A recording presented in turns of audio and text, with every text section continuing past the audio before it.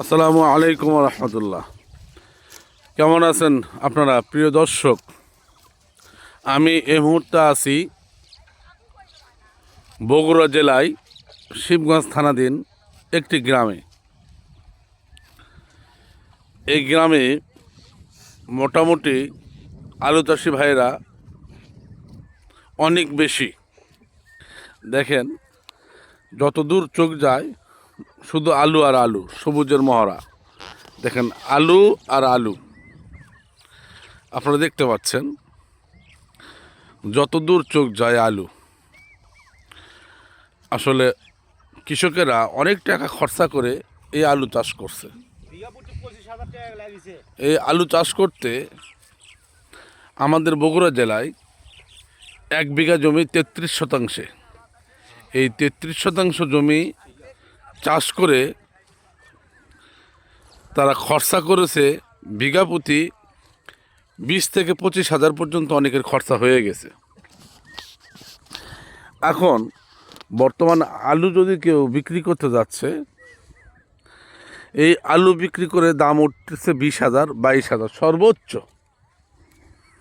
আসলে যদি এরকম হতে থাকে, দিন দিন কৃষকের আগ্রহ কমে যাবে। কৃষকেরা তখন আলু চাষ বাদ দিয়া অন্য কিছু পরিকল্পনা করতে থাকবে।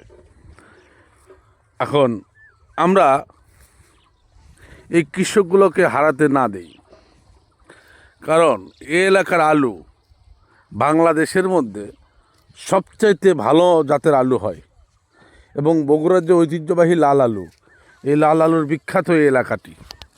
অন্য অন্য জায়গায় আলু আছে, মিউজিক আছে, হল্যান্ডার আছে, কাঠিনাল আছে, স্টিক আছে, তবে এই এলাকাটাতে অন্য কোনো উপজাতির আলু ব্যবহার করা হয় না বা চাষ করা হয় না। এই এলাকাতে শুধু চাষ করে বগুড়ার যে ঐতিহ্যবাহী লাল আলু, যে লাল আলু সুস্বাদে ভরা। এটাতে অনেকে খাওয়ার জন্য মুখিয়ে থাকে, লাল আলুর স্বাদটা নেওয়ার জন্য। দেখেন, অরিজিনাল যে বগুড়ার আলুটা, লাল আলু, দেখেন আলুটা ভর্তা যেমন টেস্ট, আমাদের এলাকায় পুরপুরি বলে আর কি, ভাজি, আবার অনেক সময় ঘাটি বলে, আলু ঘাটি। তো এগুলো আসলে দেখেন, আমি আপনাকে দেখাইতেছি, এই যে আলু ঘাটি, এগুলো অনেক টেস্ট, এজন্য এই আলুটা বিখ্যাত। আসলে আলুটা রোপণ করতে যেমন খরচা হয়, তেমনই কষ্ট হয়। অন্য অন্য জাতের আলুতে মানে কষ্ট কম, পরিশ্রম কম, ফলনে বেশি। এই আলুটা স্বাদ নেওয়ার জন্য, দেশবাসীকে এই টেস্টটা বোঝানোর জন্য কৃষকেরা দিন রাত পরিশ্রম করে আলুটা রোপণ করে। আসলে আমরা স্বাদ নিব, কিন্তু কাঙ্ক্ষিত কৃষকরা মূল্য পাবে না, এটা তো হয় না। এই জন্য নতুন সরকার মহোদয়ের কাছে আসলে আমাদের অনুরোধ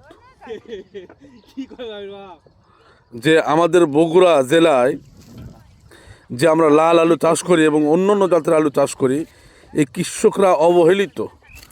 আসলে আমরা কৃষকরা কেমনি উন্নত করতে পারবো, এই কৃষকরা কেমনি বাঁচবে, কৃষক বাঁচলে দেশ বাঁচবে। কারণ আমাদের দেশটা প্রায় 70%, 60% এবং 70% কৃষক নির্ভরশীল। এই কৃষক যদি হারিয়ে যায়, তাহলে আমরা হারিয়ে যাব। এই জন্য নতুন সরকার প্রধানের কাছে আমাদের করজোরে অনুরোধ এবং আবেদন থাকবে যে বগুড়ার কৃষকেরা যেন বাঁচে। এই দেখেন কত কষ্ট করতেছে, কত কষ্ট করতেছে বগুড়ার কৃষকেরা। আসলে এই কষ্টের ফল আমরা যেন পাই, এই বগুড়ার কৃষকেরা যাতে পায়। যাই হোক, এই মুহূর্তে কিছু আলু চাষি ভাইদের সাথে কথা বলবো, দেখে আলু চাষি ভাইরা আসলে কি বলে। আসসালামু আলাইকুম। ওয়ালাইকুম আসসালাম। আপনার বাড়ি কোথায়? বাড়ি বাহাদুরপুর, কিচক বাহাদুরপুর, এটা কি বগুড়া জেলার ভিতরেই না? বগুড়া জেলার ভিতরে। আচ্ছা, এই আলু চাষ নিয়ে আপনার কোনো বক্তব্য মন্তব্য আছে? আলু আলু আবাদ করছি ঠিকই, বুঝছেন, হ্যাঁ, কিন্তু আলুর দাম নাই, কোনো কিচ্ছু নাই। 20-25 টাকা বিয়ে খরচাপাতি করিয়া হ্যাঁ। আলু লিচ্ছে না, সে তুলেই কি কর্ম আর ইয়াই কি কর্ম, সে বুদ্ধি তো আমরা পাচ্ছি না। তাহলে এই মুহূর্তে আপনারা কি করতে চাচ্ছেন? এখন আবাদ করছি, এখন বাইরে তুলে থলে, এখন তো বুদ্ধি না, এখন ব্যস্ত তো লিচ্ছে না। ও তাহলে আমাদের যে নতুন সরকার প্রধান তার কাছে কোনো আবেদন আছে? তার যেহেতু অবশ্যই আমাদের বগুড়ার মানুষ। আবেদন তো অবশ্যই আছে। আলুর দামটা সব জিনিসের দামই বেশি, বুঝছেন? হ্যাঁ। কিন্তু আলুর দামটা তো কম, 20 টাকা কেজি তো আলু নিচ্ছে না। 20 টাকা কেজি যদি থাকতো তাও তো কিছু লাভ হতো। 800 টাকা মন হলে হয়নি, তাও তো লাভ তাও হতো। তো হচ্ছে না, ও তাহলে আলুর দাম খুবই কম, খুবই কম। আলু কিনতেছে না। না, আলু কিনতেছে না, টুকটাক দুই একজন তাহলে ভবিষ্যতে কষ্টের কিনতেছে। তুলনায় ফল পাচ্ছেন না, ফল পাচ্ছি না, সারা 3 মাস কষ্ট করে লস। লস। এই সব জিনিসের দাম বেশি, কিন্তু আলুটার দাম নেই। দেখি ইতিমধ্যে আমার আরেক ভাই আছে, তার থেকে সাক্ষাৎকার নিব, দেখি ভাই কি বলে। ভাই এদিকে একটু কথা বলেন ভাই, কি অবস্থা? আপনি আলু চাষ করছেন? হ্যাঁ, আলু চাষ করছি তো। আপনি কয় বিঘা মাঠে আলু চাষ করছেন? এই তো 4-5 বিঘা। আচ্ছা, তাতে আপনি লাভবান হবেন বলে মনে হচ্ছে? না, সে পরিস্থিতি তো দেখতাছি না। লিচ্ছি সে নাইলে ভি তুলতে খরচা হইলে টেয়া কই পামু, কি সমস্যা, কি ব্যাস মহিলা তো দেওয়ালের সাথে পিঠ খেয়ে গেছে, এটা টেয়া পোষা, এটা তো বহুত খরচা হবে, আলু লিচ্ছে না, তা নাহলে কি বুদ্ধি। যাই হোক, তাহলে আমরা নতুন সরকার প্রধানের কাছে কিছু বলার আছে? হ্যাঁ, অবশ্যই বলার আছে। বলেন। তাকে আমরা নতুন সরকার করলাম, সুষ্ঠু মতো ভোট দিয়ে নির্বাচন করে তাকে সরকার করলাম, তার কাছে আবেদন আমাদের সম্পূর্ণ জিনিসের দামটা আমরা ন্যায্য মজুরিটা পাই, তা না হলে তো বহুত সমস্যা। সারের দাম বেশি, ডিজেলের দাম বেশি, সব কিছুর দাম, লেবারের দাম বেশি, ফসলের দাম নেই, তাহলে এখন কি করব? আসলে আমরা দুটো ভাই সাক্ষাৎকার নিলাম এবং বগুড়ার কিছু অংশে, মানে বগুড়া জেলার কিছু অংশ আলু ক্ষেতের অংশ দেখালাম।